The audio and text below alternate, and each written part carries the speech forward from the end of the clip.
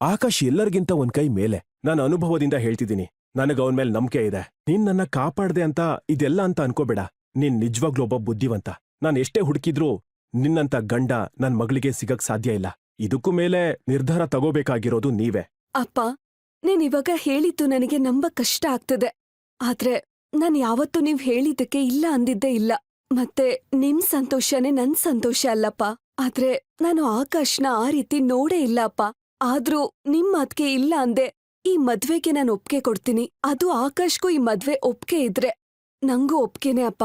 Sir, ನನ್ಗೂ ಯಾರೂ ಇಲ್ಲ, ನನ್ ಕೇಳ್ಕೊಂಬರೋ ಸಂಬಂಧಿಕರೂ ಇಲ್ಲ. ಆದ್ರೆ ಯಾವ ನಂಬಿಕೆ ಇಟ್ಕೊಂಡು ನಿಮ್ ಮಗಳನ್ನ ನನ್ ಜೊತೆ ಮದ್ವೆ ಮಾಡಿಸ್ತಿದ್ದೀರಾ ಗೊತ್ತಾಗ್ತಿಲ್ಲ. ಅದಕ್ಕೆ ನಾನ್ ಯೋಗ್ಯನಾ ಅಂತಾನೂ ಗೊತ್ತಾಗ್ತಿಲ್ಲ. ಆದ್ರೆ ನಿಮ್ ಮಾತ್ ಮೀರಿ ನಡೆಯೋಕೆ ನಂಗಿಷ್ಟ ಇಲ್ಲ ಸರ್. ನಿಮ್ ಮಗಳು ಸಿತಾರಾನ ಆ ದೃಷ್ಟಿಯಿಂದ ನಾನ್ ಯಾವತ್ತೂ ನೋಡೇ ಇಲ್ಲ. ಆದ್ರೆ ನೀವ್ ಅನ್ಕೊಂಡಿದ್ದೀರಾ ಅಂದ್ರೆ ಅದ್ ಸರಿಯಾಗೇ ಇರುತ್ತೆ ಅಂತ ನಾನ್ ನಂಬಿದೀನಿ ಸರ್. ನನಗೂ ಈ ಮದ್ವೆ ಒಪ್ಗೆ ಇದೆ ಸರ್. ಇದಾದ ನಂತರ 6 ತಿಂಗಳು ಆದ್ಮೇಲೆ ಅವರಿಬ್ಬರ ಮದ್ವೆ ಆಯ್ತು. ತನ್ನಲ್ಲೇ ಮುಚ್ಚಿಟ್ಟಿರೋ ಆ ರಹಸ್ಯದಿಂದಾಗಿ, ತನ್ನ ಮುಂದಿನ ಗುರಿ ಇಂದಾಗಿಯೂ ಸಿತಾರಳಿಂದ ದೂರನೇ ಇದ್ದ ಆಕಾಶ್. ಯಾವುದೋ ಕಾರಣದಿಂದ ಆಕಾಶ್ ತನ್ನಿಂದ ದೂರ ಇದ್ದಾನೆ ಅಂತ ಸಿತಾರ ಕೂಡ ಅವನನ್ನ ಒತ್ತಾಯಿಸ್ಲಿಲ್ಲ. ಸ್ವಲ್ಪ ವರ್ಷಗಳ ನಂತರ ಸಿತಾರ ತಂಗಿ ರಾಗಿಣಿ ಮದ್ವೆ ಶ್ರೀಮಂತ ಫ್ಯಾಮಿಲಿ ಒಂದ್ರಲ್ಲಿ ಆಯ್ತು. ಏನ್ ಬದ್ಲಾಯ್ತೋ ಇಲ್ವೋ, ಆಕಾಶ್ನ ಬಗ್ಗೆ ನಂದಿನಿ ಮತ್ತೆ ರಾಗಿಣಿಗೆ ಇದ್ದ ಅಭಿಪ್ರಾಯ ಮತ್ತೆ ಉದಾಸೀನ ಬದ್ಲಾಗ್ಲಿಲ್ಲ. ಏ ಬೀದಿ ಭಿಕಾರಿ, ಈ ನಾಯಿಗ್ ಊಟ ಮಾಡಕ್ ಹೇಳಿದ್ಯಾರು? ದೊಡ್ಡ ಪಾರ್ಟಿ ಕೊಟ್ಟವ್ರ ಹಂಗೆ ಊಟ ಕೂತ್ಬಿಟ್ಟಿದ್ಯಾ? Throw this beggar out of you. ಏಯ್ ರಾಗಿಣಿ, ಬಾಯಿ ಮುಚ್ಕೊಂಡಿರು. ಬುದ್ಧಿ ಇದ್ಯಾ ನಿಂಗೆ? ಊಟ ಕೂತವ್ರನ್ನ ಎಬ್ಬಸ್ತಾ ಇದೆಯಲ್ಲ, ಮನುಷ್ಯತ್ವ ಇದೆಯಾ ನಿಮ್ಗೆಲ್ಲ? ಅಷ್ಟರಲ್ಲಿ ಅಲ್ಲಿಗ್ ಬರೋ ರಾಗಿಣಿ ಗಂಡ ವಿವೇಕ್, ನಿನ್ ಜೊತೆ ಮದ್ವೆ ಆಗಿದ್ದಾನೆ ಅಂದ್ ಮಾತ್ರಕ್ಕೆ ಸೀನ್ ಮಾಡ್ಬೇಡ ಇಲ್ಲಿ. ನಾನ್ ಈ ಫಂಕ್ಷನ್ಗೆ ಮೈಸೂರಲ್ಲಿರೋ ಮಿನಿಸ್ಟರ್ಸ್ನ ಕರೆಸಿದೀನಿ. ಅವ್ರ್ ಬಂದಾಗ ಈ ತರ ಬಿಕಾರಿಗಳು ಕಾಣಿಸ್ಕೊಂಡ್ರೆ ನನ್ ಇಮೇಜ್ ಏನಾಗ್ಬೇಕು? ಅದೇ ಅಲ್ವಾ? ಏನೋಪ್ಪ ಹೇಳಿದ್ರು ಅಂತ ಇಷ್ಟ ಇಲ್ದೇ ಇದ್ರು ನಿಮ್ಮಿಬ್ಬರನ್ನ ಒಳಗ್ ಬಿಟ್ಕೊಂಡ್ವಿ. ಆದ್ರೆ ನಿಮ್ ಲೋಕಲ್ ಬುದ್ಧಿ ತೋರ್ಸ್ಬಿಟ್ರಲ್ವಾ?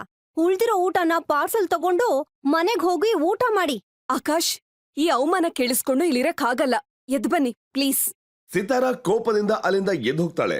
ಜೊತೆಗೆ ಆಕಾಶ್ ಅವಳ ಹಿಂದೆನೆ ಬೇಜಾರಿಂದ ನಡ್ಕೊಂಡು ಹೋಗ್ತಾನೆ. ಯಾರೋ ಅದು? ಅವನೊಬ್ಬ ಅನಾಥ ಸರ್, ಹೆಸರು ಆಕಾಶ್. ಈ ಮನೆ ಓನರ್ ರಾಗಿಣಿ ಇದಾರಲ್ಲ, ಅವ್ರ ಅಕ್ಕ ಸಿತಾರನ್ನ ಇವನೇ ಮದ್ವೆ ಆಗ್ತಿರೋದು. ಏನಯ್ಯ ಹೇಳ್ತಿದ್ಯಾ? 500 ಕೋಟಿಗೆ ವಾರಸ್ದಾರೆ ಸಿತಾರ. ಅವಳಿಗೆ ಹೇಗೋ ಒಬ್ಬ ಭಿಕಾರಿನ ಮದ್ವೆ ಮಾಡ್ಕೊಟ್ರು? ಅದು ದೊಡ್ಡ ಕತೆ. ದಿಢೀರಂತ ಆ ಮನೆ ಮುಂದೆ ಸರ್ಕಾರಿ ಕೆಂಪತ್ತಿ ಕಾರ್ಗಳು ಬಂದು ನಿಲ್ಲೋದಕ್ಕೆ ಶುರು ಆದ್ವು. ಅದರಿಂದ ತನಗಿರೋ ಬ್ಲಾಕ್ ಕ್ಯಾಟ್ಸ್ ಸೆಕ್ಯೂರಿಟಿ ಮಧ್ಯದಿಂದ ಬರೋ minister Vivek, minister is here. ಎಲ್ರೂ ಅವ್ರ ಹತ್ರ ಹೋದ್ರು. ಎಲ್ರಿಗೂ ನಮಸ್ಕಾರ ಹೇಳ್ತಿದ್ದ ಮಿನಿಸ್ಟರ್ ದಿಢೀರಂತ ಯಾರನ್ನೋ ನೋಡಿ ಅಚ್ಚರಿಗೊಂಡ್ರು. ಗುಂಪಲ್ಲಿ ಮರೆಯಾಗಿದ್ದ ಆಕಾಶ್ನ ಮುಖಾನ ಸ್ಪಷ್ಟವಾಗಿ ನೋಡಿ, ಆಕಾಶ್?